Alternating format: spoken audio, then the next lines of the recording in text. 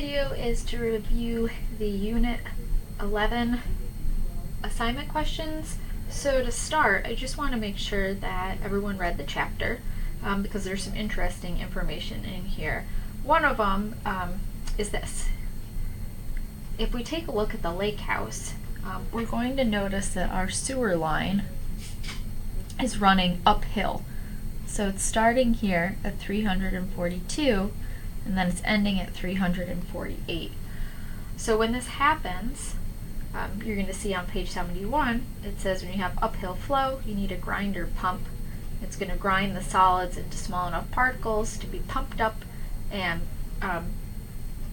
it'll be able to pump the sewage at lower pressure. So I thought that was interesting. The other thing that you really needed to do in the reading was to pay attention. On page 72, it's talking about light construction. So it says in light construction, the sewer is usually the only 4-inch pipe to the building. Also, the sewer is the only line with the pitch indicated. So on your drawings, it's a little bit difficult to read which line is the sewer. But again, if you had read your book, you would know that it's the only 4-inch line with the pitch indicated. So make sure that you are reading very carefully in your text before you answer the questions, because they are hinting to the answers. So let's start. So it says, what size is the sewer for the lake house? So if we take a look, and we look according to what the book just told us, we're going to see that there's some lines up here, and they are labeled 4 inches, and they have a pitch, and that's a 1/16 of an inch. So our sewer lines for the lake house are 4 inches, and the book also told us that it was 4 inches in the reading. For question number 2, it says approximately how many lineal feet are required from the foundation wall to the septic tank. So first we need to find the septic tank. So we're going to take a look at the drawing, and we're going to look to see if the septic tank is labeled. And you can see right here that it says that this box is a 1,000-gallon concrete septic tank. Okay, so we're going to follow that box back down. We're going to follow the line back down to the foundation of the house,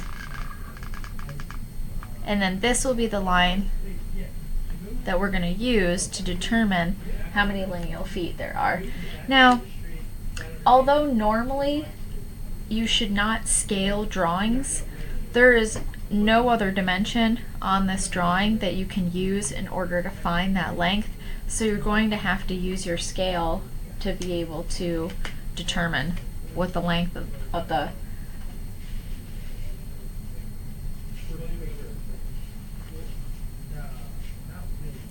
So we're going to come over, we're going to use our 20 scale, and I'm going to put it right at the corner where the bend is, and we're going to follow it back to the house.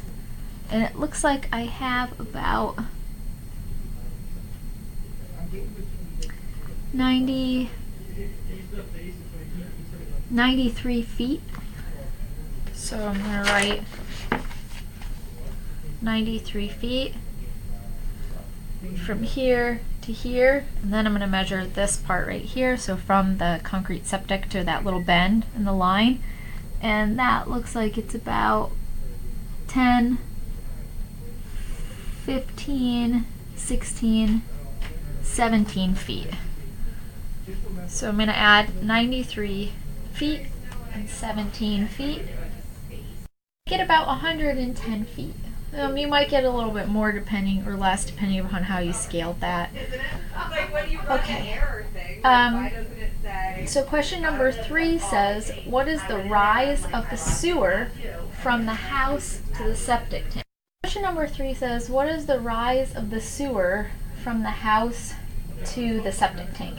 So we're going to go over to the house, and you can see this invert elevation is given right here, and it's 336 feet. So I'm just going to take note of that, 336 feet, and this is the house. And then it says to the septic tank.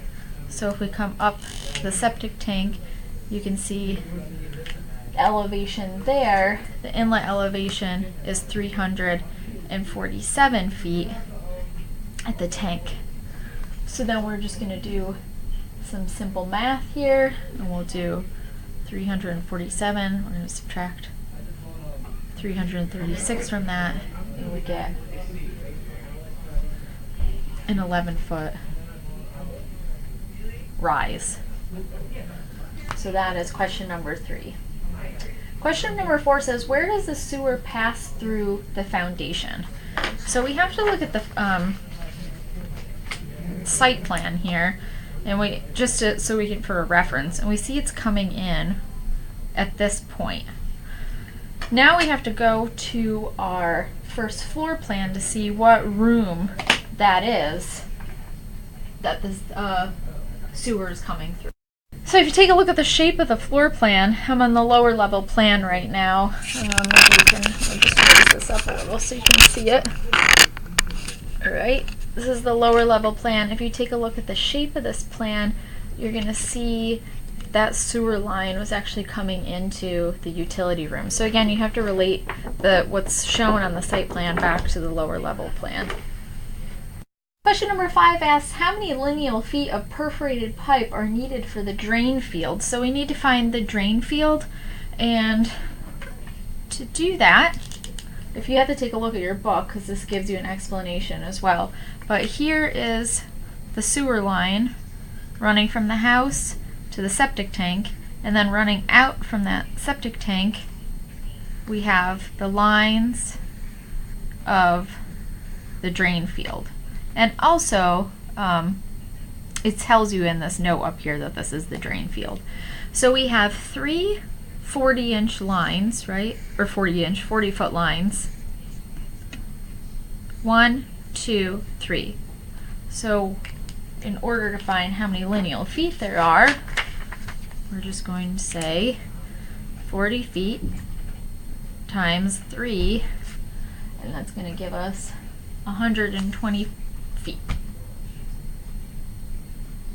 Question number 6 asks, how many cubic yards of crushed stone are needed for the drain field? So to determine this, we're going to have to look at the section, the tile field detail that's below the site. Take a look at this tile field detail. To be able to find cubic yards, we need to know the length, the width, and the depth. This is going to give us some information about the depth and the width, and then the length we know is 40 feet. So we see that this is 3 feet for each one of these pipes. Here's the pipe. So we have 3 feet, and then to the bottom of the pipe we have 12 inches. And then we know that each one of these pipes runs for 40 feet. We use that 40 feet, which is the length of each of the pipes, and we're going to multiply it by the 3, which is the width of how much stone there is for each one of the pipes, and then the 12 inches or 1 foot, which is the depth of that stone. So we get 120 feet squared divided by 27, so we have 4.4 cubic yards, and this is just for 1. So then we have to multiply this times 3. And then we get 13.32 cubic yards of crushed stone. I can leave that there so you can read math just a little bit longer. And then number 7 says, what is the invert elevation of the sewer pipe at the point it enters the house? So we're going to go back up to the site plan. And the sewer pipe is entering the house at this point, and you can see that there's a leader line pointing to it, and it says the invert elevation is 336 feet.